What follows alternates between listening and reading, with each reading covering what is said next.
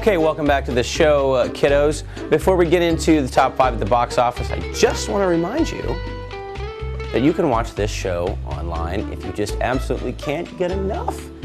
Go to www.intv.me. Go to shows and select This Week with Jeremy Scott.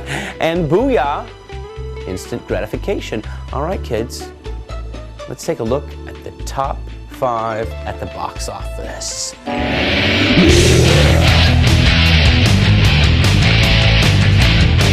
Okay, kids, top 5 at the box office. It's time. Number 5 with $10 million even. The Proposal. Ryan Reynolds. Sandra Bullock. Little marriage action.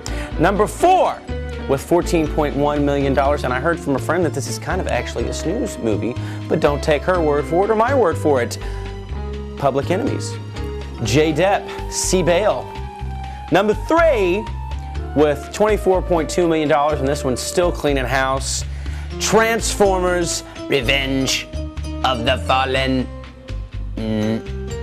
Number 2 with $28.5 million, Bones: Ice Age: Dawn of the Dinosaurs. Yo, that one's hanging around the number 2 spot. And number 1 with $30.4 million, Bruno. I love that. Yeah. Sacha Cohen is the actor that does that movie. He was also Borat, in case you haven't seen that. Okay, so there's your top 5 box office. Now, let's go to the music side of the field. Top 5 albums.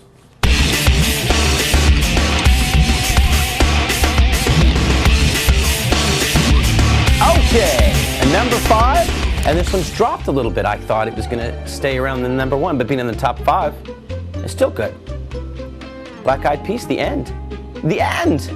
Number 3. Or, wait a minute. You got to have number 4 first, right? Oh, too much coffee. Number 4. Wilco. Wilco. Self-titled album by Wilco. And their original rhythm guitarist passed away recently. Didn't know if you knew that or not. Number 3, finally, Cradle Song by Rob Thomas. Number 2, American Saturday Night by Tom Barlow's boy, Brad Paisley. He's got mad props for Brad Paisley. And this one is a collection of various artists, now 31. So there you go. There's your top 5 at the album sales chart. Okay, kids. I think it might be your most favorite time of the week. We're gonna stroll on out to In Tune Music and see my boy Mikey B. Mikey, take us down rock and roll memory lane, buddy. Hi everybody, I'm Michael from In Tune Music, Tahlequah's Music Center, and it's time for another trip down rock and roll memory lane. I tell you what, I'm showing my age as usual, but today we're going to talk about Grand Funk Railroad. That's right, Grand Funk Railroad. See, these guys had a lot of hit singles back in the 70s and the 60s. Like a power trio like Cream or Blue Cheer back in the day. They were formed in 1968 in Flint, Michigan. Mark Farner on guitar, Don Brewer on drums, and Mel Shaker on bass. In 1970, they were an overnight sensation, a garage band from Flint, Michigan, who made it big. In 1969, they played the Atlantic Music Festival, and they were just overwhelmed the crowd. You could hear them for 10 miles. They were immediately signed by Capitol Records. In 1970 alone, they had 4 gold albums, more than any other American band that year. 4 gold albums. 1 year. How many bands can do that in their lifetime or their career? They were AOR rock. They got very little airplay. They were hated by the critics, but their fans adored them. In 1971, they outsold the Beatles at Shea Stadium, outsold the Beatles a record-breaking show in 1966, their last tour of America. Between 1970 and 1975, they toured relentlessly all over, selling out arenas all over the world. When they started to dwindle and everything, they brought in the face of music change from AOR to more pop music influenced things. They brought in the producer Todd Rundgren. He changed them around. They released an album, We're an American Band, which had their only 2 #1 singles. Of course, it went multi-platinum. They eventually had up to 7 gold records and 4 platinum albums. There are 2 bands touring right now, one by Grand Funk Railroad and the other is Mark Farner with his solo act. Mark came here in 2004 to accept the Cherokee Medal of Honor Awards.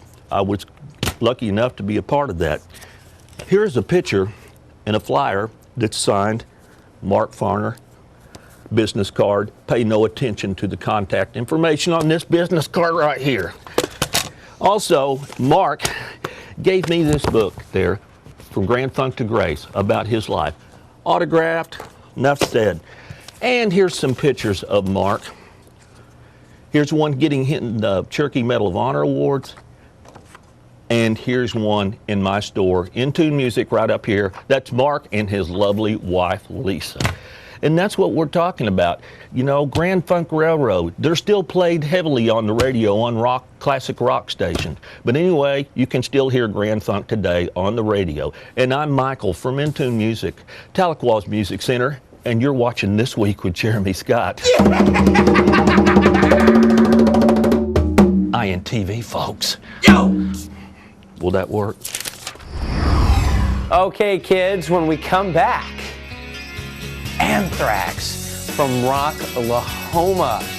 Yes, yes, yes. So don't go nowhere, kids. You don't want to miss out this. These guys are still heavy and they'll still melt your face off. So don't go anywhere. We'll be right back.